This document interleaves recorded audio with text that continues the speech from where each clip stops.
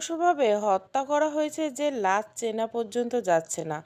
তবে যে হাতের টুকরো ছিল সেটার ডিএনএ টেস্টে এটা নিশ্চিত করা হয়েছে যে এটা পুতুল। শান পুলিশ স্টেশনে বসে আছে, তার ঠিক পাশেই তার দিকে তাকিয়ে আছে দুই চোখ জোড়া রক্ত লাল চোখ পুতুলের বাবা মায়ের। সে শ্বশুর শাশুড়ি শানকে মাথায় তুলে রাখতো, বলতো তাদের গরিব ঘরে রাজপুত্র জামাই হয়ে এসেছে। সেই দুইজন লোকে আজ খবর পেয়ে এসে শানকে জোরে থাপ্পড় দিয়েছে।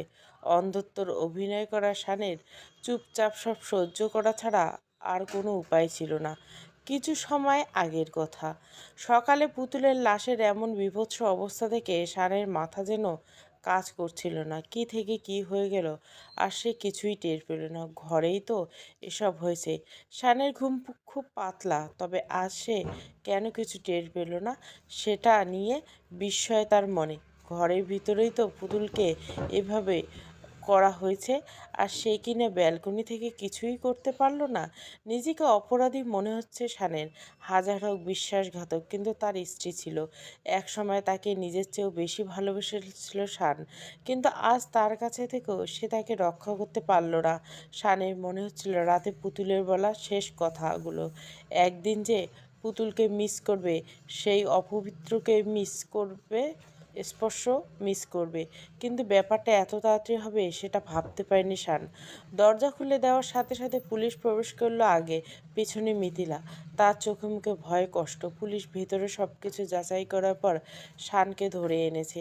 মিথিলাও এসেছে শানের সাথে।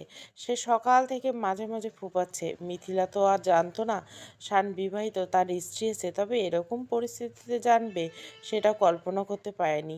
যে মিথিলা মামির ভয়ে বাইরে বেরোতে ভয় পেত। পুতুলের বাবা মাকে খবর দিয়ে তারা এনে থানায় পৌঁছেছে। এসে শানকে মেয়ের খুনি বলে থাপ্পড় মেরেছে। সবার ধারণা করেছে সেই খুনি। শান মাথা নিচু করে বসে আছে। সে কোনো হিসাব মেলাতে পারছে না। মিথিলাও একটু দূরে দাঁড়িয়েছে। সে আজ যেন খুব অসহায়। শানের বাবা মাকেও খবর দেওয়া হয়েছে। তখনই থানায় আসলো শানের অফিসের বস। তাকে অনেকে চেনে। তাকে দেখে অনেক পুলিশ অফিসার এগিয়ে এলো। সে এসে শানের পাশে দাঁড়িয়ে বলল, শানকে কেন গ্রেপ্তার করা হয়েছে? স্যার, তার স্ত্রীর লাশ কাটা অবস্থায় তার সাথে বাসায় পাওয়া গেছে, তাই তাকে প্রাথমিক সন্দেহের পর্যায়ে আনা হয়েছে। আচ্ছা অফিসার, আপনি জানেন শান অন্ধ? তার অন্ধ মানুষই এমন এভাবে সূক্ষ্মভাবে লাশ কাটতে পারে? আর দ্বিতীয় প্রশ্ন, সে লাশ কেটে আগুন লাগিয়ে নিজেই বসে থাকবে কেন? লাশ গায়েব করতো অথবা নিজে পালিয়ে যেত। স্যার, আপনার কথায় কিন্তু যুক্তি আছে, কিন্তু তিনি তো চুপ করে আছেন। শান, বলো কাল রাত থেকে কী কী হয়েছে? শান তার বসের কথা শুনে এবার বলা শুরু করলো কাল অফিস থেকে আসার পর কি হয়েছে সেই কাহিনী প্রসঙ্গে।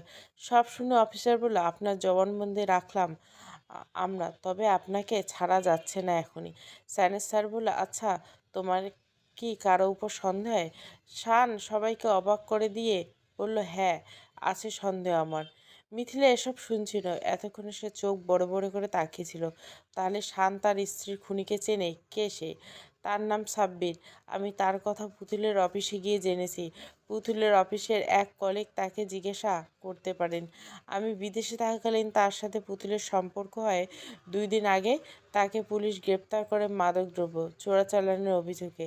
আমি শুনছি তার সাথে আমার স্ত্রীর ঝগড়া, কিন্তু অন্ধ মানুষ হয়ে কী করার আছে আমার নিরুপায় হয়ে থাকা ছাড়া? পুতুলের বাবা মা ওইদিকে আরও রেগে গেল। আমার মেয়েকে মেরে এখন আবার তার নামে বদনাম দিচ্ছিস? এর মধ্যে শানের বাবা মা হন্তদন্ত হয়ে প্রবেশ করলো। শানের মা শানকে দেখে জড়িয়ে ধরলো। পুলিশ তাদের থামালো। সবাইকে বাইরে যাওয়ার নির্দেশ দেওয়া হলো। শানের বাবা মা শান অভয় দিল, বাসায় পাঠালো। মিথিলা না চাইতেও চলে গেল। শানের বসের অনুরোধ কথায় সত্যতা যাচাই করার জন্য তখনই পুতুল, সাবেক অফিসার আর সাব্বিরকে নিয়ে আসতে যাওয়া হলো। পুতুলের অফিসের সেই কলিগ এসে শানকে চিনতে পেরেই বলল, ইনি এসেছিল। আর পুতুলের সাথে সাব্বিরের কথা বলল। এবার সাব্বিরের আসার অপেক্ষা। পুলিশ তাকে খুঁজতে বেরিয়েছে। তখনই থানায় ডিআইজি সাহেবের ফোন আসলো।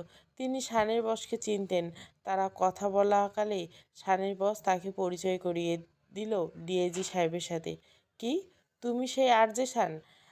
ডিএজি সাহেব শানের পরিচয় শুনে বলল, তুমি জানো আমার পুরো পরিবার তোমার শো দেখে, কিন্তু এসব কি হলো বাবা?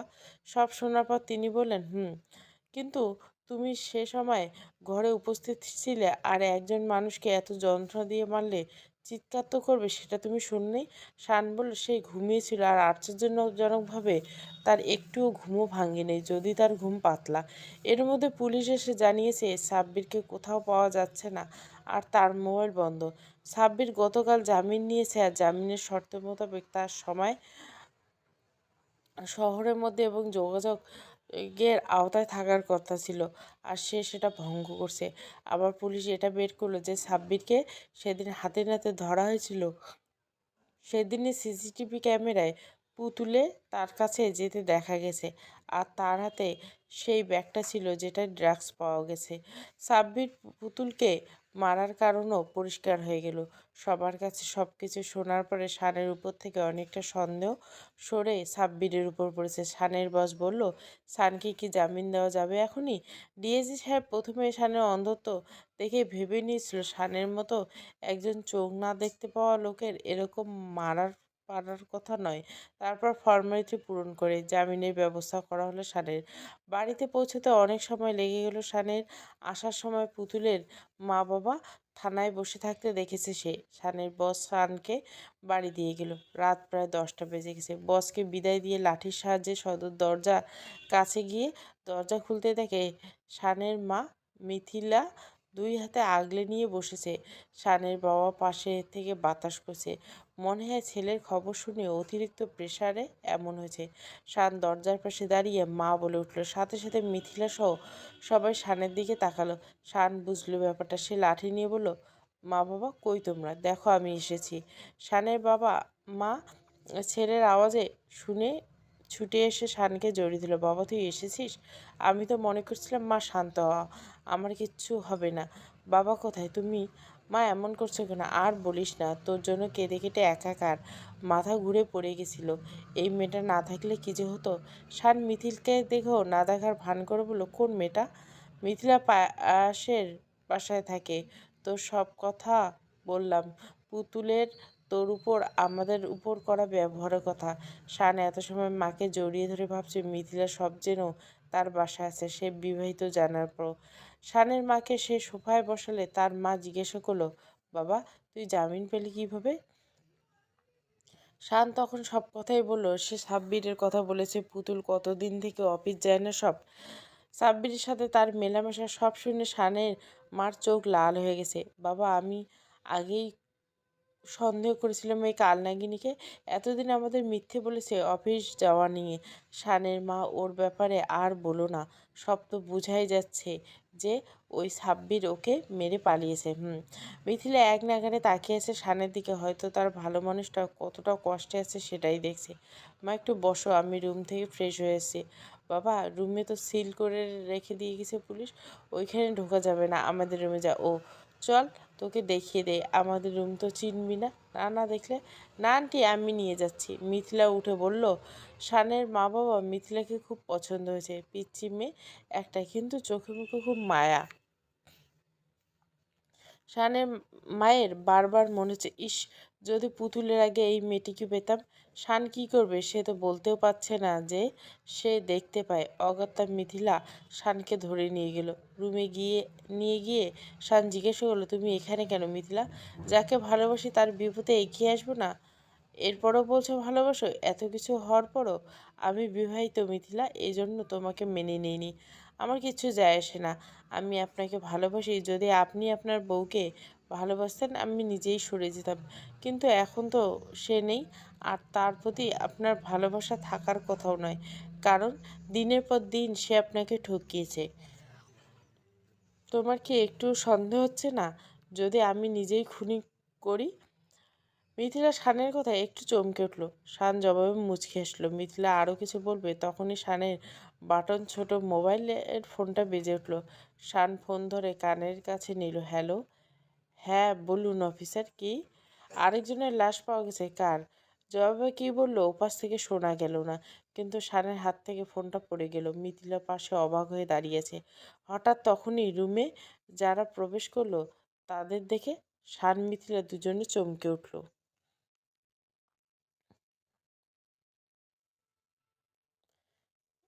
মিথিলা শানের কথায় একটু চমকে উঠল।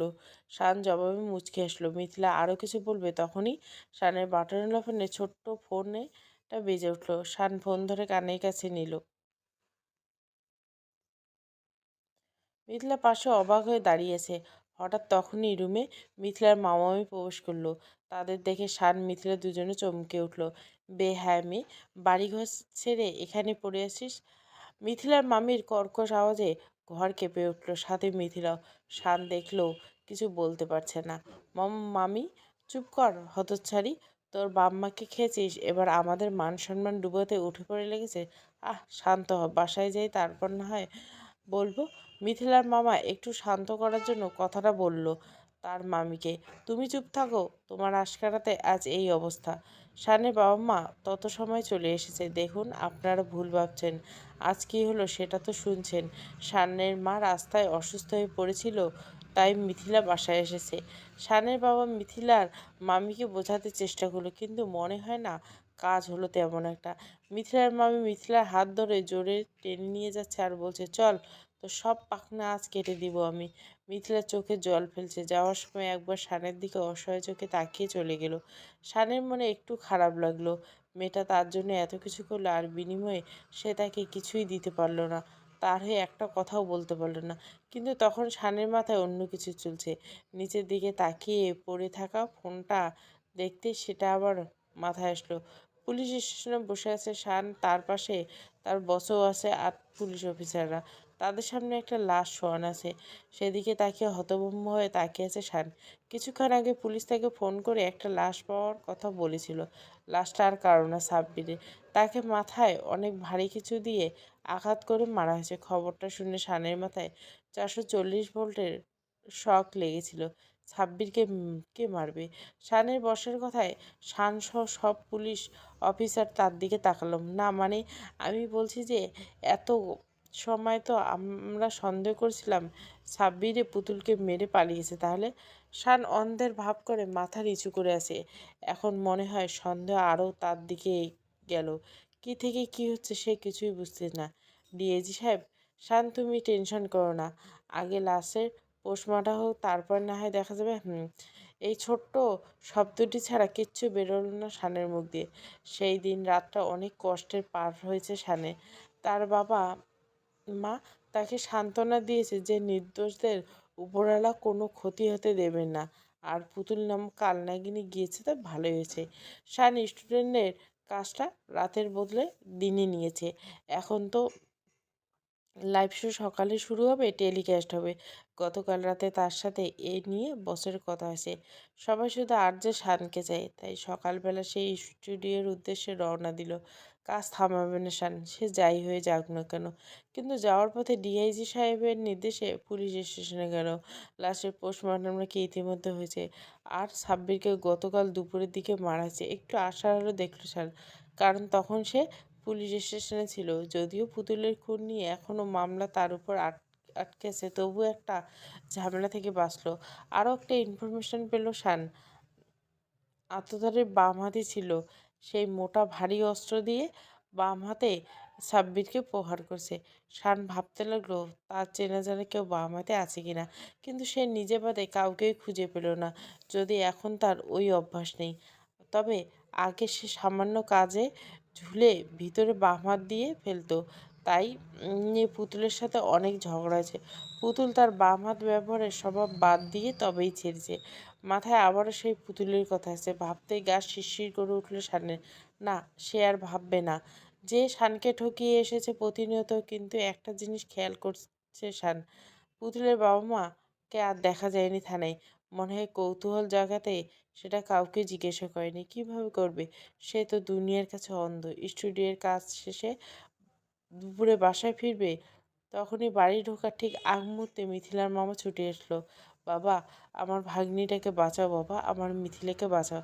কেন, কি হয়েছে মিথিলার আঙ্কেল, এমন করছেন কেন? বাবা শান, মিথিলা কি হয়েছে আঙ্কেল, কি হয়েছে মিথিলার? কাল থেকে এখান থেকে যাওয়ার পর ওর মামি ওকে মেরেছে। আমি কি অপারগ মামা, শত চাইতেও ঠেকাতে পারিনি। আজ সকাল থেকে মিথিলার জ্বর। তার মামি মানে আমার স্ত্রী তার দুঃসম্পর্কের এক ভাইয়ের ছেলেকে মিথিলার সাথে বিয়ে দিবে বলে আজ বিকেলে আসতে বলছে, আর মিথিলাকে ঘরে বন্ধ করে রেখেছে। হয়তো কিছু সময় চলে আসবে ওই ছেলেটা, কিন্তু ছেলেটা ভালো না বাবা, অনেক খারাপ। আঙ্কেল, এক্ষেত্রে আমি কি করতে পারি? এটা কি আপনাদের পারিবারিক ব্যাপার না? মিথিলা তার মনের সব কথা আমাকে বলে। দেখো বাবা, মেয়েটি বাচ্চা, বুঝে না এখনো অনেক কিছু, তোমাকে নিজের মনে বসিয়ে ফেলেছে। আমাকে অনেক আগেই বলেছিল, কিন্তু কিন্তু আপনি তো জানেন আঙ্কেল আমার কি অবস্থা। মিথিলার সামনে এখন পুরো জীবন পড়েছে।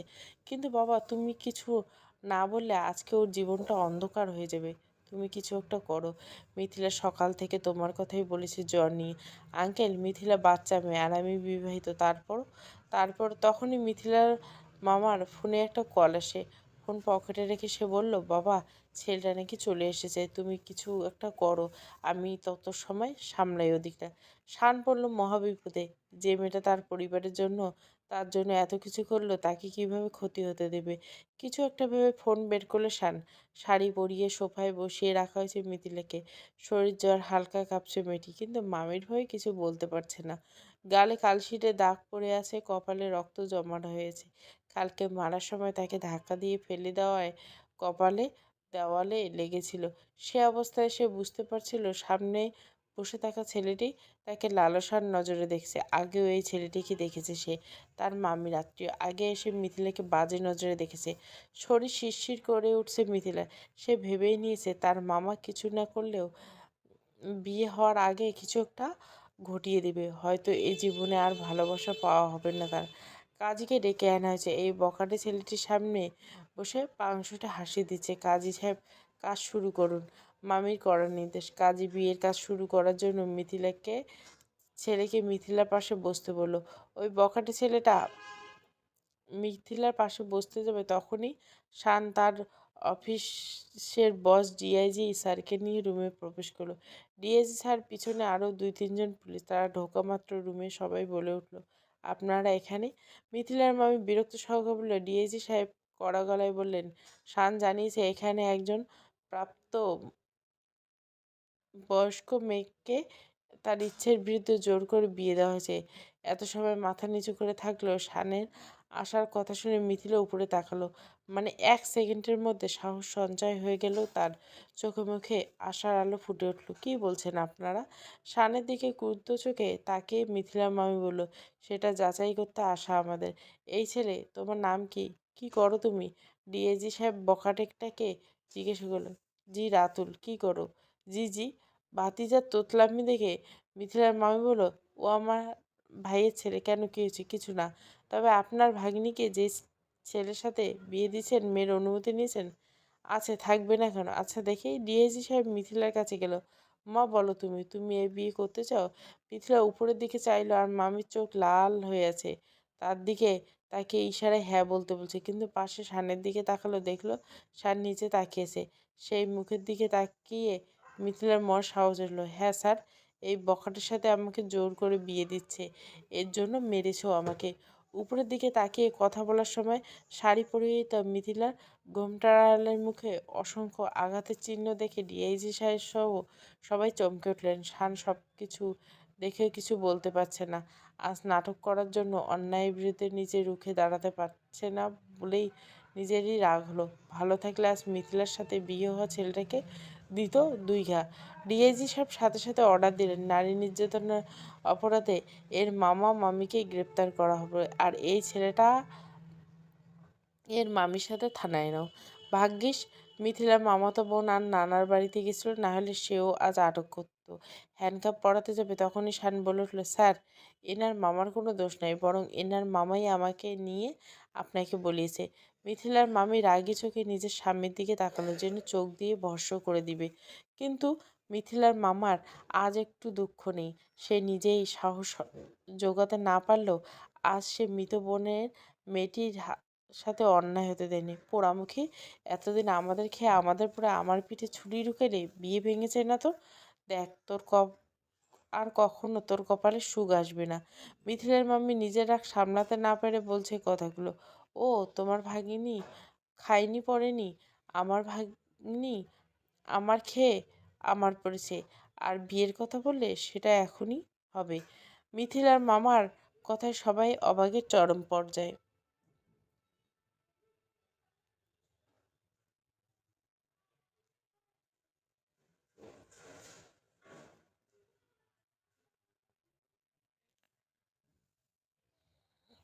হ্যাঁ, আজই ওর বিয়ে হবে, সেটা শানের সাথে। মিথিলার গাল লাল হয়ে আছে, সে আবার মাথা নিচু করে আছে।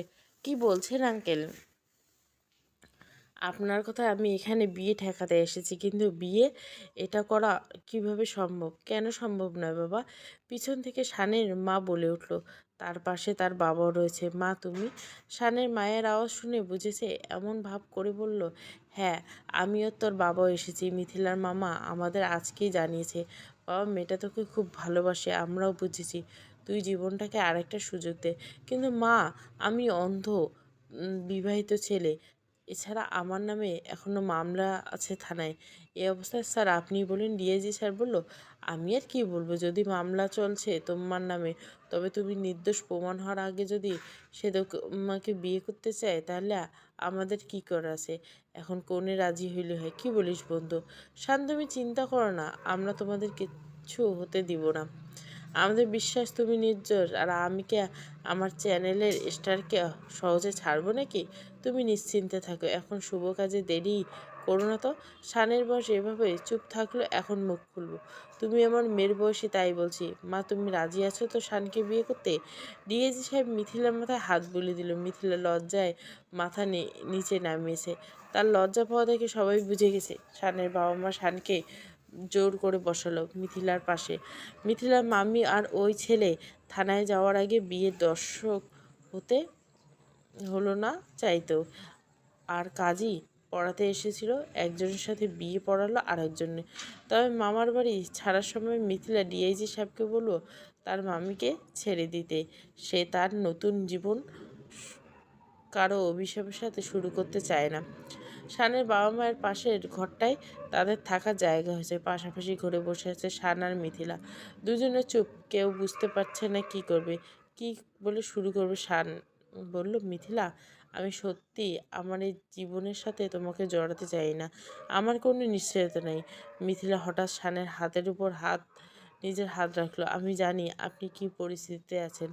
আমি শুধু এই বিপদে আপনার পাশে দাঁড়াতে চাইছি। এছাড়া নিজের থেকে কোনোদিন আপনার সামনে কিছু আবদার করব না। আর আমি। শান চশমার আড়ালে তার নববধূর দিকে তাকালো। মুখে মারের কালশিটে দাগ, কপালে লাল রক্ত জমাট বাঁধা। তারপরে কি মায়াবী লাগছে মেয়েটাকে।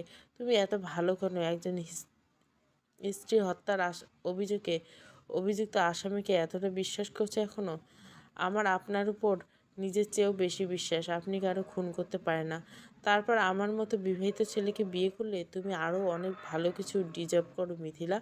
আর যাই হোক, আমার 4 বছরের ভালোবাসাকে কিভাবে হারাতাম? বিড়বিড় করে বলল মিথিলা। কি বললো? কই কিছু না তো। বলছি মিথিলা। কি মিথু বলবেন? শুধুই মিথু। আজ থেকে আমি আপনার বউ, ভুলবেন না। কি আর বলবো তোমাকে? তোমার আমার বাবা মার জেদের কাছে আজ পরাস্ত হলাম। যাই হোক, আমার কিছু সময় দরকার, কিন্তু কথা দিচ্ছি আমি তোমার সাথে কখনো খারাপ কিছু হতে দিব না। তোমার পাশে থাকবো। দোয়া করো যেন তোমার বিশ্বাস রাখতে পারে। আপনার উপর বিশ্বাস না থাকলেও আমার ভালোবাসার উপর বিশ্বাস আছে। মিথিলা, সরি মনে মিথু, আমি একটু বাইরে খোলা বাতাসে যাচ্ছি, একটু পরে আসবো। তুমি ওষুধ খেয়ে ঘুমিয়ে পড়ো যেন। তুমি অসুস্থ, জ্বর এখনো যায়নি, রাত জাগা ঠিক হবে না। কেন বাইরে কেন? একটু মাথা ধরে আসছে, তাই খোলা বাতাসে যাচ্ছি। দূরে নেই, বাইরেই আছি। এই যাবো আর আসবো। আচ্ছা, তাড়াতাড়ি আসবেন। বদ্ধ সিলমারা ঘরের মধ্যে চুপিসারে প্রবেশ করলো সান। রুমটা অন্ধকার। এক দুমুট গন্ধ বেরোচ্ছে এখনও রুম দিয়ে। আস্তে আস্তে অন্ধকার রুমে প্রবেশ করলো সান। পুলিশ এই ঘরে ঢুকতে নিষেধ করছে, তবুও আজ নতুন কারো সাথে জীবন শুরু করার আগে এই রুমে তো তার আসতে হলো। রুমের জানলা দিয়ে চাদরের আলো পড়ছে রুমটাতে। আয়নার সামনে দাঁড়িয়ে নিজেকে দেখছে শান। কত স্মৃতি পুতুলের সাথে এ রুমে ভালোবাসা কত সময় পার করেছে, কিন্তু কে জানতো সে এক বিশ্বাসঘাতক। নিজে বদলা নেওয়ার আগে চলে গেল পৃথিবী ছেড়ে। এক্ষেত্রেও বিশ্বাসঘাতকতা। আয়নায় নিজেকে দেখে তাচ্ছিল্য হাসে ছান। আজ সে সুস্থ হতেও অন্ধের নাটক করতে হচ্ছে। আজ দুনিয়া সবার সামনে সে এরকম শুধুমাত্র ওই ছলনামের জন্য। আজ আবার তার কাঁধে আরেকটা নিষ্পাপ মেয়ের ভার এসে পড়ল। কি থেকে কি করবে সে? নিজের বিষণ্ণ জীবনের কথা চিন্তা করতে করতে আয়নার সামনে হাঁটু গেড়ে বসে পড়ল। চোখ থেকে দুফোঁটা নোনা জল গড়িয়ে পড়ল। হঠাৎ পিঠে কারো হাতের স্পর্শ পেয়ে আয়নায় তাকালো শান। এত তাড়াতাড়ি আমাকে ভুলে গেলে, হা হা। গলার আওয়াজ পেয়ে প্রচণ্ড মাত্রায় চমকে উঠল সে। এ কি দেখছে চোখের সামনে? এ তো পুতুল। পুতুল এখানে কিভাবে? সে তো মারা গেছে। তার দিকে তাকিয়ে বিশ্রীভাবে হাসছে পুতুল।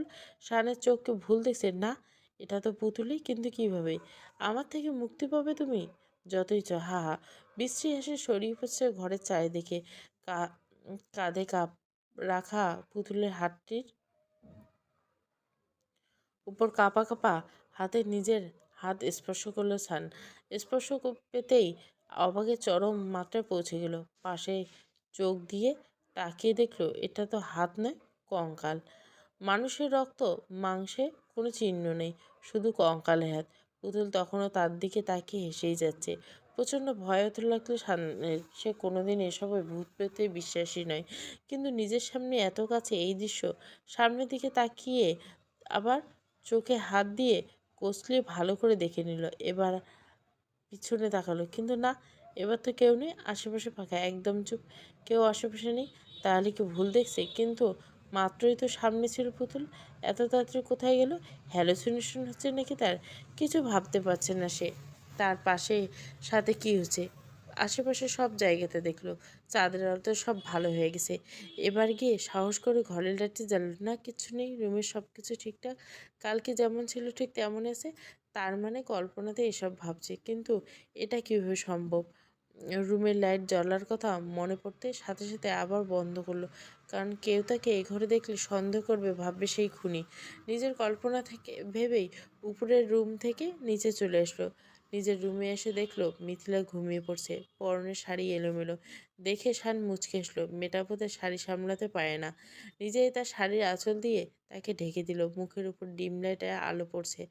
আঘাতগুলোর উপর হালকা হাত ছুঁয়ে দিল শান। কতটাই কষ্ট না পেয়েছে বেচারি তার জন্য। না, এই মেয়েটিকে কষ্ট পেতে দেওয়া যাবে না। খুব শীঘ্রই তার সত্য সামনে তুলে ধরবে, মিথিলাকে সব জানাবে। এসব ভাবতে ভাবতে মিথিলার পাশে শুয়ে পড়ে তার মাথায় হাত বুলাতে লাগলো ধীরে ধীরে। সকালে আলোর চোখে ঘুম ভাঙতেই মিথিলার দেখলো পাশে শান তার মাথায় হাত দিয়ে তার মুখোমুখি শুয়ে ঘুমিয়েছে। এ দৃশ্য দেখে মিথিলার ঠোঁটের কোণে হাসি ফুটে উঠল। আপনাকে অনেক ভালোবাসি আমি। আপনার চেয়েও আপনাকে আমি বেশি চিনি। আপনি যতটা না নিজের ব্যাপারে জানেন তার থেকে আমি বেশি জানি। ঠিক এতটাই ভালোবাসি আপনাকে, আর কখনো ছাড়বো না আপনাকে, কখনোই না। যে তাসের ঘরে আপনি বন্দী হয়েছে, সে ঘরটা আমি আপনার ভালোবাসা দিয়ে আজীবন আগলে রাখবো প্রিয়। কথাগুলো মনে মনে বলে শানের খুব কাছে এসে তার কপালে ওষ্ঠ ছুঁয়ে দিল মিথিলা। প্রথম চুমু তার ভালোবাসাতে। হাসপাতালে পৌঁছে দেখলো বাবার রুমের বাইরে এখনো মাথা নিচু করে বসে আছে তার মা। শানের বাবা এখন নর্মাল বেডে শিফট করা হয়েছে, তার রক্ত দেওয়া কমপ্লিট, কিন্তু এখনো জ্ঞান ফেরেনি। হাসপাতালে আসার সময় রিয়াদ শানের কাছে ফোন করে এসব বলেছে। মায়ের কাছে যাওয়ার সময় হাতের লাঠির আওয়াজে হয়তো শানের মা টের পেল তার ছেলে এসেছে। ছেলেকে দেখতে তার কাছে ছুটে গেল সে। বাবা, ডাক্তার তো এখনো কিছু বলছে না, তোর বাবা কি অবস্থা? কেউ বলছে না বাবা। আর মিথিলা, কি হয়েছে মা মিথিলার? ওকে দেখছি না কেন? তোর বাবার রক্ত দিতে গিয়ে মেয়েটা আমার অসুস্থ হয়ে পড়ছে। এমনিতে জ্বর ছিল গায়ে, রক্ত দিয়ে বারবার মাথা ঘুরে পড়ে যাচ্ছিল বাবা। পাশের রুমে ওকে স্যালাইন দেওয়া হয়েছে। শানের কথাটা শুনে যেন মিথিলার জন্য টেনশন হওয়ার কথা ছিল, সেখানে বোধহয় আশাহত বেশি হলো। মায়ের পাশে রুমে গিয়ে দেখলো মিথিলা শুয়ে আছে, হাতে স্যালাইন লাগানো, হয়তো ঘুমিয়ে আছে। কিন্তু মিথিলার থেকে তো অনেক কিছু জানার ছিল শানের। এ অবস্থায় শান কিছু বলতেই পারছে না। নিরাশ হলো শান। মা পাশে থেকে বলল, বাবা সামনের বেডে মিথিলা শুয়ে আছে, তুই আয় বস এখানে। না মা, চলো বাইরে যাই, দেখি ডাক্তাররা কি বলে, বাবার জ্ঞান কখন ফিরবে। আচ্ছা চলো। রুম থেকে বেরোতে যাবে তখনই ডাক্তার সাহেব তাদের সামনে আসলো। আপনাদের পেশেন্টের জ্ঞান ফিরেছে, আপনারা দেখা করতে পারেন, তবে সতর্ক, একদম প্রেশারাইজ করবেন। আচ্ছা ঠিক আছে। শানের বাবাকে বেডে শুইয়ে রাখা হয়েছে। ধীরে ধীরে চোখ মেলে শানও তার মাকে দেখে সে হাত দিয়ে তার মাকে কাছে আসতে ইশারা করলো। শানের মা 1 সেকেন্ড বিলম্ব না করে শানের বাবার কাছে গেল, পাশের চেয়ারে বসলো। শান পিছন পিছন এসে তার মার পাশে দাঁড়ালো। এখন কেমন লাগছে তোমার? ঠিক আছে। হুম। কি থেকে কি হয়ে গেল? শানের বাবা তখন শানকে হাত বাড়িয়ে বলতে লাগলো। শানের মা শানের হাত ধরে কাছে নিয়ে তার বাবা, বাবা শান, মা মাথায় কিছু হবে না তোমার, চিন্তা করো না। না বাবা, শোন আমার কথা, তুমি চুপ করো, এখন বলতে হবে না, পরে বলো। বাবা একটু রেস্ট নাও, আমরা না হয় পরে শুনবো। শানের মা তার বাবাকে চুপ করে দিল। শান কিছু বলল না, কারণ এমনিতে তার বাবা অসুস্থ। শানের মাথায় স্থির হচ্ছে না, কি বলতে চাইছে তার বাবা। রাত এভাবেই কাটলো। মিথিলা তখনও জ্ঞান ফিরেনি। শান সারা রাত মিথিলার রুমে ছিল। ঘুমন্ত মিথিলাকে কতবার পরখ করে দেখেছে শান্ত নিজেও জানে না। এই নিষ্পাপ মেয়েটা মনে হয় কি এরকম কিছু থাকতে পারে? শান সেটা বুঝতে পারছে না, শুধু অপেক্ষায় কখন মিথিলার জ্ঞান ফিরবে আর কখন তার বাবার কাছ থেকে শুনতে পাবে কি হয়েছিল। পরদিন খুব সকালে শান তার বাবার রুমে গেল। তার মা উঠেছে, শানের বাবার হাত ধরেছে। বাবা, শান, বাবা এসেছি, বস, তোর বাবার কাছে আয়। মায়ের কথায় শান গিয়ে বসলো ওর বাবার কাছে। বাবা এখন কেমন লাগছে? ভালো। তোর মা আমাকে কিছু বলতে দিচ্ছে না, তোকে সব জানানো দরকার। বাবা তোমার কষ্ট হবে। না বাবা শোন, আমি আস্তে আস্তে বলছি। কালকে আবার পরশু দিনের মতো উপরের রুম থেকে আওয়াজ আসছিল, ভালো করে খেয়াল করে দেখি, হ্যাঁ উপরের রুমে কেউ একজন আছে, কিছু একটা করছে। শুনশান ঘরে না হলো এরকম শব্দ আসার কথা না। আমি চুপিসারে গেলাম, গিয়ে রুমে দরজা ধাক্কানোর সাথে সাথে কে যেন তড়িৎ বেগে ব্যালকনিতে চলে যায়। আমার সন্দেহ হলো অন্ধকারে সে মনে করছে আমি তাকে দেখতে পাইনি তাকে। একথা শুনে শানের তখন নিজের উপর প্রচণ্ড রাগ হলো। সেদিন সে লাইট জ্বালিয়ে পরে রুমে দেখলো ব্যালকনিতে, কেন দেখলো না? সেদিনও সব সত্যি তাহলে সামনে আসতো। তারপর শানের মা ভীতস্বরে বলল, আস্তে আস্তে ব্যালকনিতে আগালে অন্ধকারে দেখি একটি নারী মূর্তি পিছনে মুখ করে দাঁড়িয়ে আছে, পরনে সাদা শাড়ি। দেখতে যাব সে, কিন্তু কিন্তু কি হলো? তার কাছে যাওয়ার আগে সে অন্ধকারে ঘুরে আমার মুখে কি যেন স্প্রে করলো। তারপর আমার আর কিছু মনে নেই, তার চেহারা দেখতে পাইনি আমি। হঠাৎ চোখ ঝাপসা হয়ে গেছিল সেটা মারার পর। মুহূর্তে আমার বোধ শক্তি কেমন যেন লোপ পায়। তারপর চোখ খুলে নিজেকে এখানে দেখি। বাবা আসছি আমি। শান সাথে সাথে রুম থেকে বেরিয়ে গেল। শানের বাবা শাড়ি পরা মেয়েকে দেখেছে, আর মিথিলা শাড়ির টুকরোটাও পাওয়া গেছে রুমে। এখন তো সন্দেহ থাকতেই পারে। রাগে শরীর জ্বলে যাচ্ছে শানের। তাহলে কি মিথিলা সব জানে? তার চোখের কথা না, আগেই ধরা দেওয়া যাবে না তার কাছে। শান দ্রুত পায়ে মিথিলার রুমে গেল। মিথিলার রুমে দেখলো মিথিলা মাত্র চোখ আধো আধো খুলছে। শান 1 মিনিট বিলম্ব না করলো, লাঠির সাহায্যে মিথিলার কাছে গেল। মিথিলার চোখ পিট পিট করে আশেপাশে তাকিয়ে শানকে আসতে দেখলো। মুখের কোণে ঠোঁটে হাসি ফুটে উঠল তার। আপনি এসেছেন? শান মিথিলার বেডের পাশে গেল। মিথিলা হাত বাড়িয়ে শানের হাত ধরল। শান মিথিলার বেডে তার পাশেই বসলো। আমি গেলাম এখন, সারা রাত তো এখানেই ছিলাম। মিথিলার মুখ যেন লজ্জায় লাল বর্ণ ধারণ করলো, কিন্তু সেটা দেখে শানের আরও রাগ বেশি হচ্ছে। মনে হচ্ছে গলা টিপে মেরে ফেলতে। কিন্তু একটা কথা সে বুঝতে পারছে না, যদি মিথিলা তার বাবাকে মারবে তাহলে আবার নিজেই অসুস্থ শরীর নিয়ে রক্ত দিতে গেলে কোনো কী রহস্য? বাবা কেমন আছে? ভালো। আমাকে ওইখানে নিয়ে চলুন বাবা। মিথিলা তোমাকে একটু কথা বলবে। তুমি কি ঠিক উত্তর দিবে? ঠিক। হ্যাঁ, হঠাৎ কী কথা? তুমি কি রুমের উপরে গেছিলে? প্রশ্নটা শুনে মিথিলার মুখে ভয়ে ডানা দিল। চশমার আড়ালে শান সব দেখছে।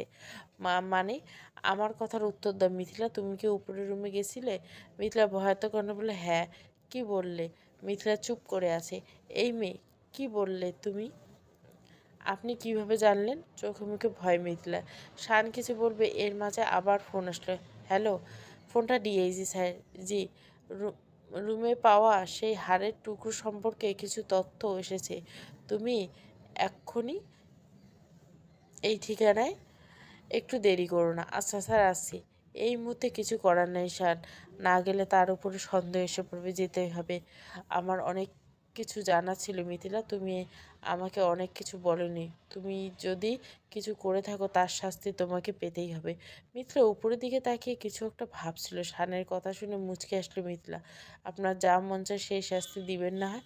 রুম থেকে লাঠির সাহায্যে বের হয়ে গেল মিথিলা। শান। মিথিলা তার দিকে তাকিয়ে আছে একভাবে। শান হাসপাতাল থেকে বেরিয়ে ডিএইচি স্যারের নির্দেশ ঠিকানায় যেতে একটা রিকশায় উঠল। ব্যস্ততম শহর ঢাকা, এর মাঝে এক সিগন্যালে শানের রিক্সা থামছে। এমনিতে এত চিন্তা, এত ট্রাফিক জ্যাম, সেটা আরও বাড়িয়ে দিচ্ছে। ঠিক এমন সময় রাস্তার পাশে একজনকে দেখে চোখ আটকে গেল শানের। এ কাকে দেখছে?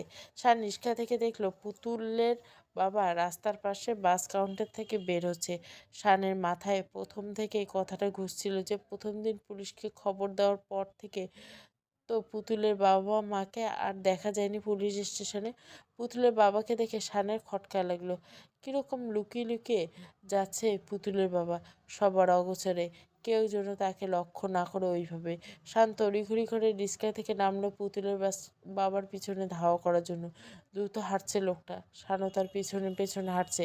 ডাক তো দেওয়া যাবে না, তাহলে তো শানের চোখের ভালো হওয়ার খবর জেনে গেলে তো আরও বেশি সন্দেহ করবে তার উপর। মনে করে নিবে যে তাদের মেয়ে পুতুলকে শানই মেরেছে। কোথায় যায় দেখার জন্য শান তার পিছু নিতেই থাকলো। ঠিক তখন একটা লোকের সাথে ধাক্কা খেলো শানের। দোষটা পুরোপুরি লোকটার দেওয়া যায় না, কারণ শান্ত পুতুলের বাবার দিকে তাকিয়ে যাচ্ছিল। কি ভাই, চোখে দেখেন না? না বাসায় রেখে রাস্তায় হাঁটেন? সামনে দাঁড়ানো মধ্যবয়সী লোকটা তেজি স্বরে শান থেমে দেখালো। সরি ভাই বলে শান আবার যখন লোকটিকে পাশ কাটিয়ে পুতুলের বাবাকে ফলো করবে, দেখলো পুতুলের বাবা নেই। এক সেকেন্ডে কোথায় চলে গেল। শান চারিপাশে তাকালো, দ্রুত হেঁটে ফ্লাইওভারে উঠলো চারিদিকে দেখার জন্য, কিন্তু কোথাও নেই। নিজের ব্যর্থতার মনটা নিমেষে খারাপ হয়ে গেল। হয়তো কিছু জানা যেত। মোবাইলে অনবরত বেজেই চলছে। ডিআইজি স্যার ফোন করছে। হ্যাঁ, ঠিক তাই। সে ফোন করে তাড়াতাড়ি আসতে বলল। পুলিশের সাথে সাথে একটি শপে দাঁড়িয়েছে শান। এই শপে নাকি এরকম আর্টিফিশিয়াল কঙ্কালের হাত খুলি বিভিন্ন জিনিস পাওয়া যায়। পুলিশ আগের শপে মালিককে জিজ্ঞাসা করছে টুকরোটা দেখিয়ে, আর সেটা তার দোকানে থাকা আর একটা হাতের সাথে হুবহু মিলে যায়। পুলিশ শানকে ডাকার কারণ হচ্ছে দোকানের মেমোতে কঙ্কালটির হাতটি যার নামে ক্রয় করা হয়েছে সেখানে শানের নাম লেখা আছে। শান্ত অবাক। সে সাথে সাথে ডিএজি স্যারকে বলল, স্যার আমি তো এখানে আসিনি কোনো দিন। হ্যাঁ, তবে তোমার নামে কেন? আমি সেটাই ভাবছি স্যার। এটা হয় তবে কেউ তোমাকে ফাঁসাতে যাচ্ছে শান। এই সবের মালিককে জিজ্ঞাসা করলো। আচ্ছা, আপনি কি এনাকে হাটটা বিক্রি করছেন? না স্যার, আসলে তখন দোকানে আমার কর্মচারী ছিল, তো তাকে ডাকুন। জি স্যার। এই দোকানের মালিকের হাত বিক্রির সময় যে সেলসম্যান ছিল তাকে খবর পাঠিয়েছে।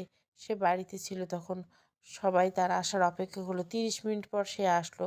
তার কাছে আরও চাঞ্চল্যকর খবর পাওয়া গেল। হাত নাকি দুইজন বোরকা পরা মহিলা কিনতে এসেছিল। এসে শানের নামে রিসিভ করছে বিল দেওয়ার সময়। শানের মাথায় আরও জট পেকে গেল, সাথে পুলিশেরও। সবাই ভাবছে কি থেকে কি হচ্ছে। আবার দুজনের কোনো কুল কিনারা তো হচ্ছে না কেসের, বরং দিন দিন আরও জট পাকাচ্ছে। ডিএসি স্যার শানকে তার বাবার কথা জিজ্ঞাসা করে তাকে আবার হসপিটালে যেতে বলল। শানও সেদিকেই গেল, কারণ মিথিলার কাছে তো আরও কিছু জানা আছে। রিক্সা ঠিক করার আবার হাসপাতালের দিকে আসছে, তখনই হঠাৎ শানের মাথায় একটা কথা মনে পড়লো। আচ্ছা, পুতুলের বাবাকে তো আমি একটা বাসের কাউন্টার থেকে যেতে দেখেছিলাম। ইস, জিনিসটা এত সময় পর কেন মাথায় আসলো? আসলে আমার মাথাটা খারাপ হয়ে যাচ্ছে এত চিন্তায় চিন্তায়। সেখানে গেলেই হয়তো কিছু জানা যেত। কিছু সময় পর শান আবার সেই বাসের টিকিট কাউন্টারে পৌঁছলো। গিয়ে সেখানকার রিসেপশনিস্টকে বলল, আমার পরিচিত একজন, এই নাম পুতুলের বাবা, একটু দেখেন না এই নামে টিকিট বুক করা হয়েছে কিনা। সরি স্যার, আমরা পার্সোনাল ইনফরমেশন কাউকে দেই না। আপনি ভুল বুঝছেন, আমি তার কলিগ। সে আমাকে বলেছে তার আর তার স্ত্রীর 2টা টিকিট বুক হয়েছে কি না, আর না হলে নতুন করে আমাকে টিকিট কিনে নিয়ে যেতে বলছে। ও আচ্ছা স্যার, নামটা কি বলেন আর কোথাকার টিকিট?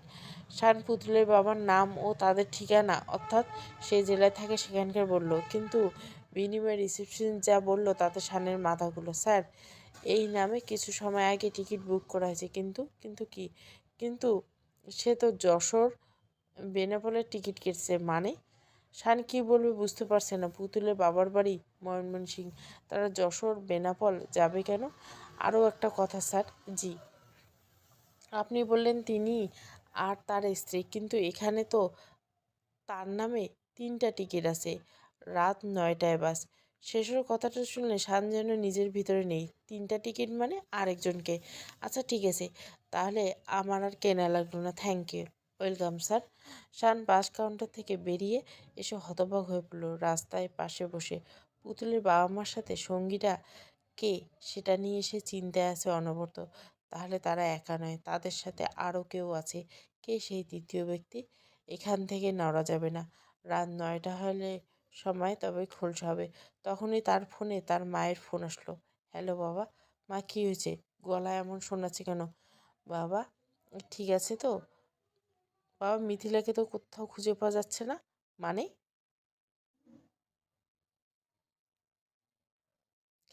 তুমি এতদিন আমাদের ধোকা দিয়ে আসছো, দেখতে পেয়েও নিজেকে অন্ধ বানিয়ে আসছো আমাদের কাছে। শানের বস, শানের সামনে ক্রুদ্ধ চোখে তাকিয়ে আছে 3জন ব্যক্তি।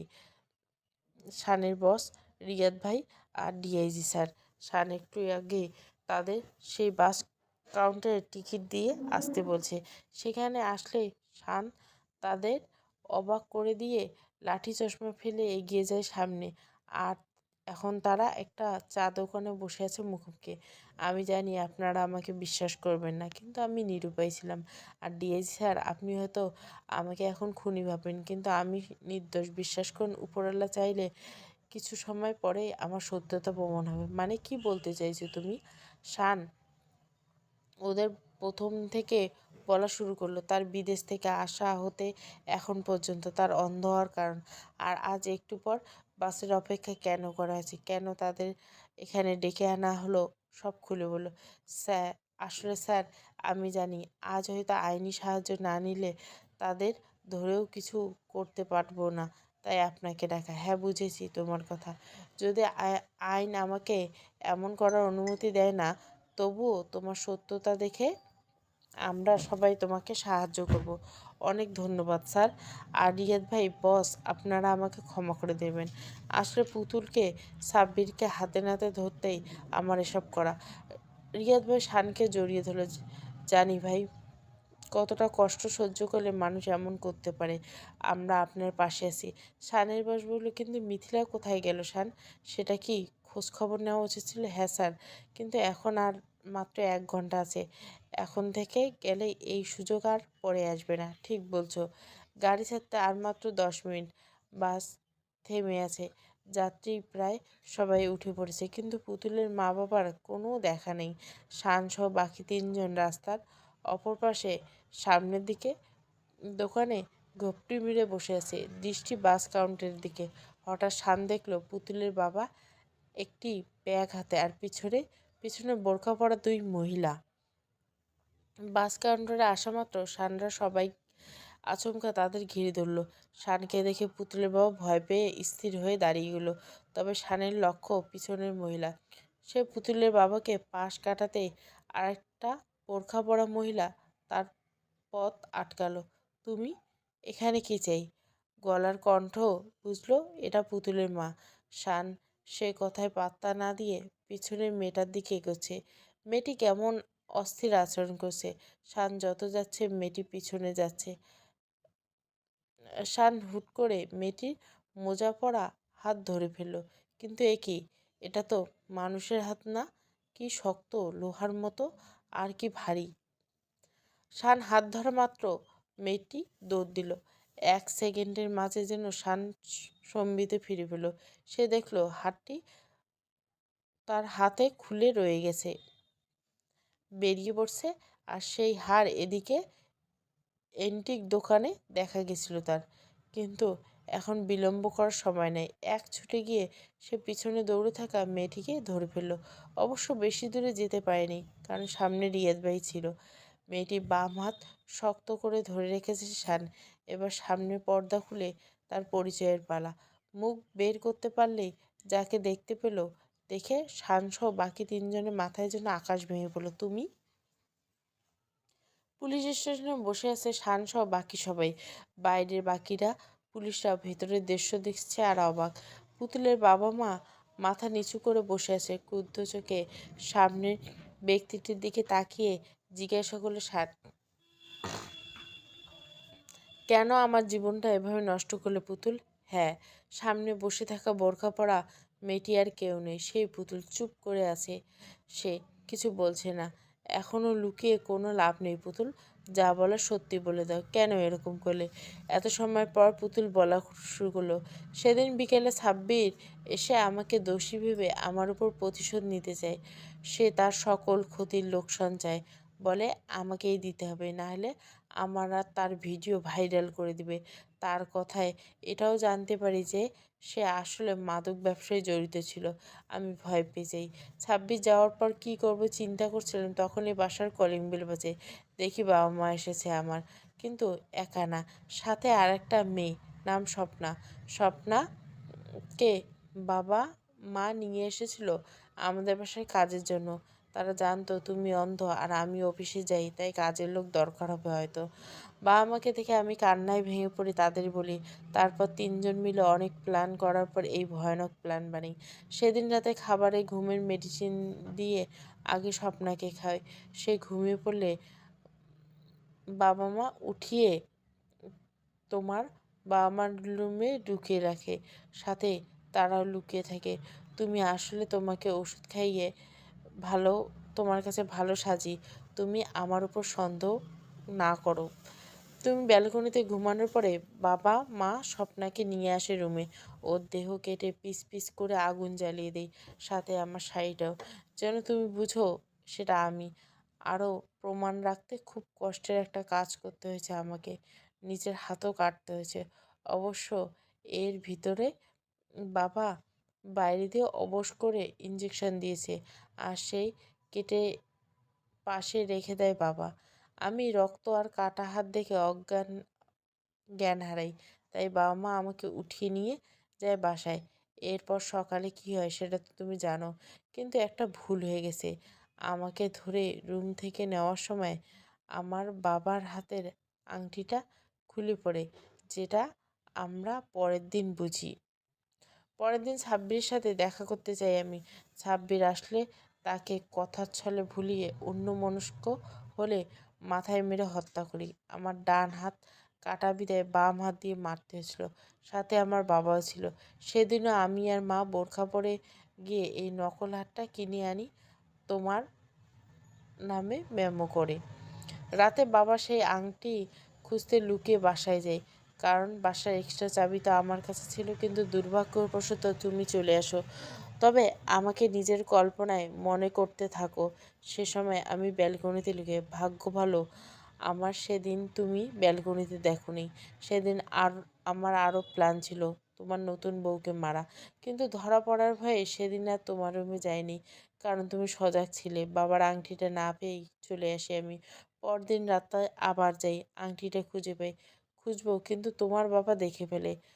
তাকে ক্লোরোফর্ম দিয়ে অজ্ঞান করে মাথায় আমার সেই হাড়ের হাতটা দিয়ে জোরে প্রহার করি, কিন্তু সেটাই বোকামি হয়েছে। আমার হাতটা ভেঙে টুকরো পড়ে গেছে। অবশেষে প্রমাণ পাওয়া যাবে যে এই ভয়ে সব কিছু ছেড়ে দেশ পালানোর চেষ্টা করি আমরা। সাব্বিরকে মারার সময় তার এটিএম কার্ড সহ সব কিছু নিয়ে আসি। প্ল্যান ছিল যশোরে বেনাপোলে গিয়ে সেখান থেকে টাকা তুলে ত্যাগ করব বর্ডার পাড়ায়, কিন্তু কিন্তু কি পুতুল, পারলে না তো? পারতেও না। আমার ভালোবাসা ধোঁকা দিয়েছো, এর ফল তো তোমাকে ভোগ করতে হবে। আমার ভালোবাসাকে খুন করে স্বাদ মেটেনি, মানুষ খুন করতে পিছপা হলে না। আমার বাবা যে তোমাকে মেয়ের আদর দিয়েছে তাকেও মারতে চেয়েছি। ডিএসি স্যার শানকে থামিয়ে বাইরে নিয়ে গেল। পুতুলের পরিবার ফাঁসি হবে, দুইটা মানুষ হত্যা, একজনকে অ্যাটেম্প টু মার্ডারের চেষ্টা। বাঁচার কোনো পথ নেই আর, বাঁচানোর কোনো লোকও নেই। স্যার, আমিও তো দোষী। কেন শান? আমি তো সাব্বিরকে ফাঁসাতে চেষ্টা। চুপ করো, আমাকে বলছো আর কাউকে বলো না। তাছাড়া তুমি শুনলে না, সাব্বির তো আগেই থেকে মাদক ব্যবসায়ী ছিল, আর তার মরে যাওয়ার পর সে কেস ক্লোজ হয়ে গেছে। যাও, পরিবারের কাছে যাও। স্যার, অসংখ্য ধন্যবাদ। তুমি আমার ছেলের মতো শান। যাও, বৌমাকে খোঁজো, সমস্যা হলে আমাকে ফোন করো। জি স্যার। শান মিথিলার কথা মনেই ছিল না, আর মিথিলা এসবে জড়িত নয় জেনে শানের খুব খুশি হলো। কিন্তু মিথিলার থেকে অনেক কথা জানার বাকি আছে শানের, কারণ মিথিলার শাড়ি পাওয়া গেছে। রিয়াদ ভাই তার বসকে সাথে নিয়ে হাসপাতালে গেল। আজ আর লাঠি চশমা পরে না, স্বাভাবিকভাবে। বাবা, তুই দেখতে পাচ্ছিস? শানকে দেখা মাত্র তার মা ছুটে এসলো। তার বাবা পিছন থেকে অবাক হয়ে চোখে তাকিয়েছে। মা, আমি বিদেশ থেকে ফেরা হতেই দেখতে পাই। মানে? মা, সব কিছুর সমাধান হয়েছে বলে সব কিছু খুলে বলল শান তার বাবা মাকে। সকল কাহিনী শুনে তার বাবা মাও আশ্চর্য। এত কিছু করেছে ওই মেয়ে? শানের বাবা। হ্যাঁ বাবা, তুই চোখে দেখতে পাস না, এর থেকে ভালো খবর আর কিছু হতে পারে না আমাদের জন্য। কিন্তু বাবা, আমাদের তো বলতে পারতি তোর কথা। আমরা কি বলতাম নাকি কাউকে? শানের মা শানকে জড়িয়ে ধরেছে। শানের বাবা ছেলের চোখে দেখতে পাওয়া খবরের খুশি। মা বাবা বাদ দাও পুরনো কথা। মিথিলা কোথায় গেল মা? ও আসেনি? হ্যাঁ বাবা, আমি সেটাই ভাবছি, মেয়েটা কোথায় গেল। মিথিলাকে খোঁজার জন্য হাসপাতাল থেকে বেরোবে, তখনই মিথিলা একটা রিক্সা থেকে নেমে এলোমেলোভাবে হেঁটে আসছে হাসপাতাল দিকে। হয়তো অতিরিক্ত দুর্বল শরীর, পড়ে যাবে অমনিতে। শান ধরে ফেললো মিথিলাকে। মিথিলা চোখ বন্ধ করে ছিল ভয়ে। মিথু। শানের আওয়াজ শুনে মিথিলা চোখ খুলে শানকে দেখে কেঁদে জড়িয়ে ধরল। কিন্তু হঠাৎ যেন অভিমান ডানা বাঁধল তার। শানের কাঁধ থেকে হাত ছেড়ে গাল ফুলে অন্যদিকে তাকিয়ে রইল। শান অবাক হচ্ছে, মিথিলা যে চোখে দেখতে পাচ্ছে জেনেও আশ্চর্য হচ্ছে না কেন। শান বিলম্ব না করে কোলে তুলে নিল, হাসপাতালের কেবিনে এসে তারপর শুয়ে রাখলো। সবাই রুমে জড়ো হয়েছে। কোথায় গেছিলে মিথু? মিথিলা চুপ। শানের মা এসে এবার তার পাশে বসলো। শানের মাথায় বাবার মাথা ওই ব্যান্ডেজ দিয়ে এসেছে বেডের পাশে। রিয়াদ ও শানের পেছনে। মা চুপ কেন? বলো, কোথায় গেছিলে? মিথিলা কান্নার স্বরে বলল, বাবা মা, আপনাদের ছেলে আমাকে সন্দেহ করছিল। শানের বাবা মা রেগে শানের দিকে তাকালো। শান চুপ করেছে। আচ্ছা মিথু, তুমি জানতে যে আমি দেখতে পাই? শানের প্রশ্নে সবাই অবাক হলো। আমরা প্রথম থেকে বলতে হবে, শুনবেন? হ্যাঁ মিথিলা বলো। আমি আপনাকে 4 বছর ধরে চিনি, ভালোবাসি। মানে? মিথিলা তার সাথে নিয়ে আসা ছোট্ট ব্যাগটা খুলে একটা শার্ট বের করে, দেখুন তো চিনতে পারছেন কিনা। শার্টটা দেখে শান অবাক। অনেক পুরাতন হলো শার্টটা তার নিজের, কিন্তু কোথায় রেখেছিলে? শার্টটা কোথায় গেল মনে করতে পারছে না। এটা তো আমার। 4 বছর আগে নবাবগঞ্জে থাকার সময় এক সন্ধ্যায় আপনি কিছু বখাটে ছেলের হাত থেকে একটা মেয়ের ইজ্জত বাঁচিয়েছিলেন, মনে আছে? তার বোরখার হাতার দিকটা ছিঁড়ে গেছিল বলে আপনি নিজের শার্ট খুলে পরিয়ে দিয়েছিলেন। হ্যাঁ মনে পড়ছে, আমি সেই মেয়ে। কি? আমার তখন বয়স আরও কম, 15 কি 16 হবে হয়তো। ভালোবাসা বুঝতাম না, কিন্তু আবেগ। সেদিন থেকে আপনি আমাকে কেউ ভালোবাসতো না। বখাটে থেকে বাঁচিয়ে আপনি যখন আমায় বুকে জড়ালেন, ভয় পেয়েছি। তখন জীবন প্রথম মনে হয়েছিল যে আমার একটা নিরাপদ আশ্রয়স্থল আছে। সেদিন হয়তো আমার চেহারা দেখেননি আপনি, কিন্তু আপনার চেহারা আমার এই মনে গেঁথে গিয়েছিল। আমার বান্ধবী এসে যাওয়ায় আপনি তাদের কাছে দিয়ে আমাকে রেখে যান। তারপর প্রতিদিন সেই স্কুল থেকে আসার সময়, যাওয়ার সময় রাস্তায় আপনাকে খুঁজতাম, কিন্তু পাইনি। দিন শেষে মামির হাজারো অত্যাচারের পর এই শার্টটি ছিল একমাত্র আশ্রয়স্থল। এই শার্ট বুকে নিয়ে মনে হতো আপনি আমার কাছে আছেন। একদিন হঠাৎ আপনাকে রাস্তায় দেখে স্কুল কামাই দিয়ে আপনাকে ফলো করি, আপনার অফিসের ঠিকানা পাই। এরপর থেকে প্রতিদিন দূর থেকে দেখতাম আপনাকে, কিন্তু কাছে জানি মনে করতাম আমি যে অনাথ। আর অনাথকে কেউ ভালোবাসবে, মেনে নেবে তার পরিবার? মামি বলতে এই অনাথকে বিয়ে করবে কি, কি আছে এর? এরকম দূর থেকে দেখতাম প্রতিদিন। চলতে থাকলো এই দেখা। তারপরে একদিন আপনি অফিসে আসেন না, পরদিন আসেন না, এভাবে 10 দিন আপনাকে না পেয়ে অফিসে যাই। আপনার নাম তো চেহারা জানি না, চেহারার বর্ণনা দিতে বলে আপনার বদলি হয়েছে। জীবন আমাকে বাঁচার উৎস দিয়ে কেড়ে নিল এভাবে। আবার আমি মনমরা হয়ে গেছিলাম। অবশেষে আমার মামার বদলি হলো ঢাকায়, কিন্তু ভয় হতো। আপ- আপনি তো অন্য কাউকে বেছে নিতেও পারেন এই জীবনে। কে জানতো আমার ভালো ভাবনাই সত্যি হবে। কিন্তু ভাগ্য দেখুন, আপনার ঠিক পাশের বাসায় ভাড়া নেওয়া হলো আমাদের। হঠাৎ একদিন ব্যালকনি থেকে আপনাকে দেখলাম। আপনি সেদিন হয়তো বিদেশ থেকে এসেছিলেন। আপনাকে দেখে নিচে নেমে যাব আপনার কাছে, তখনই দেখে আপনি লাঠি বের করে চশমা পরে অন্ধের অভিনয় করলেন। আমি অবাক। এই 1 সেকেন্ড আগেই তো ভালো ছিলেন আপনি তাহলে। তার কিছু মুহূর্ত পর একটা মেয়ে আপনাকে এসে জড়িয়ে ধরলো। আমার যেন মরে যেতে ইচ্ছে করছিল তখন। সব পেয়েও হারালাম। জানতে পারি আপনি বিবাহিত, কিন্তু আপনার এই অন্ধের নাটককে আমার খটকা লাগে। তার পরদিন ইচ্ছে করে আপনার সাথে ধাক্কা লাগে। এরপর থেকে তো জানেন, কখনো চাইতে কখনো না চাইতে আপনার সাথে দেখা হয়। প্রতি রাতে ব্যালকনি থেকে দেখতাম আপনি ভালো সেজে অফিস থেকে বাড়ি ঢোকার আগ মুহূর্তে আবার অন্ধের অভিনয় করতেন। আপনার সাথে মিশে উম, কারণ জানার চেষ্টা করছি, কিন্তু আপনি কিছুই বলতেছিলেন না। হঠাৎ এক রাতে দেখি আপনার স্ত্রীর সাথে কিছু কথা হচ্ছে ব্যালকনিতে। আপনি তাকে দরজার ওপাশে রেখে দরজা বন্ধ করে দিলেন, তারপর ঘুমিয়ে পড়লেন চেয়ারে। সারা রাত আপনাকে আমি দেখেছি নিজে না ঘুমিয়ে, কিন্তু ভোরের দিকে দেখি রুমের ধোঁয়া, জানলা দিয়ে ধোঁয়া বেরোচ্ছে। আমি ছুটে যাই, আর আমার দেখা দেখিতে অন্যরা আসে। তখন আপনি ঘুমিয়েছিলেন। তারপর সব জানার পর আমার সন্দেহ আরও প্রবল হয়। কেউ আপনাকে ফাঁসাতে এসেছে, কারণ আপনি তো আমার সামনে ঘুমিয়েছিলেন সারা রাত। এভাবে রেখে একা এমন করে আসবো? সারাদিন সাথেই ছিলাম আপনার। মামি আমাকে বিয়ে দিতে চাইলেও আমার সব আশা ভেঙে যায়। কিন্তু যখন মামাকে সব বলার পর আপনি আসলেন, বিয়েটা হলো। বিশ্বাস করুন, এই জীবনে এতটা খুশি আমি এর আগে হয়নি। সেদিন রাতে আমি ওই ঘরে গেছিলাম নিজের মতো খুঁজতে, একটা আংটি খুঁজে পাই। আপনাকে সেদিন রাতে বলবো বলে আর বলা হয়নি। তার আগে বাবার এই অবস্থা। মিথিলা ব্যাগ থেকে আংটিটা বের করলো। হ্যাঁ, সেই জন্য হয়তো তোমার শাড়ির একটা অংশ লেগে গেছিল আসার সময়। জানি না, হয়তো খেয়াল করনি। শানের কাছে এবার ক্লিয়ার হলো। রিয়াদ ভাইকে আংটিটা দিল পুলিশের কাছে হস্তান্তর করার জন্য। শান উপরওয়ালার কাছে হাজারো ধন্যবাদ দিচ্ছে এরকম একজনকে তার জীবনে আনার জন্য। তার বাবা মা তো মিথিলার কথা শুনে তাকে শেষ পর্যন্ত জড়িয়ে ধরে রেখেছিল। এত ভালোবাসতে পারে কেউ? মিথিলা এখনো মুখ লুকিয়ে আছে। শান ওইভাবে খাইয়ে দিচ্ছে তাকে নিজে হাতে। ঘরে তারা দুজনে আছে, সবাই চলে গেছে। শানের মা বাবা পাশের রুমে। শানের বাবাকে যে রুমে শিফট করা হয়েছিল সেই রুমে। অভিমানের পরও করতে পারবে, আবার উপর রাগ সারা জীবন দেখাতে পারবে। আগে খেয়ে দিয়ে সুস্থ তো হয়ে নাও। মিথিলা একবার তার দিকে তাকিয়ে আবার অন্যদিকে ফিরল।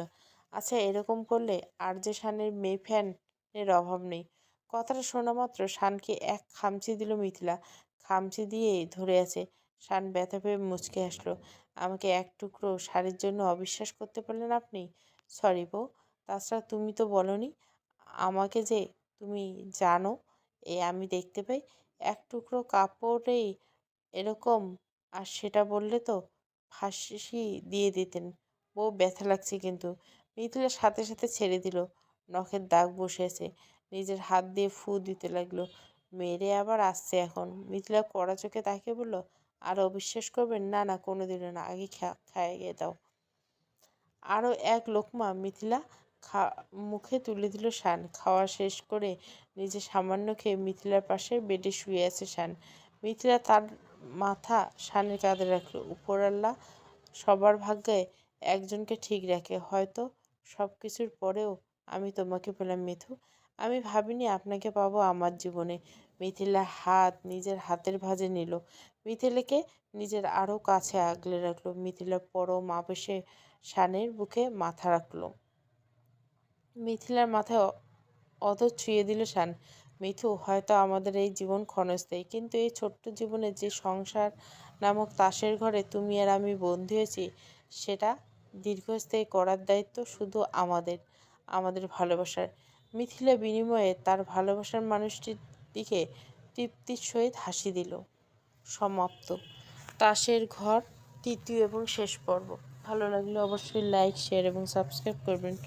পুরো গল্পটা প্লেলিস্টে পেয়ে যাবেন।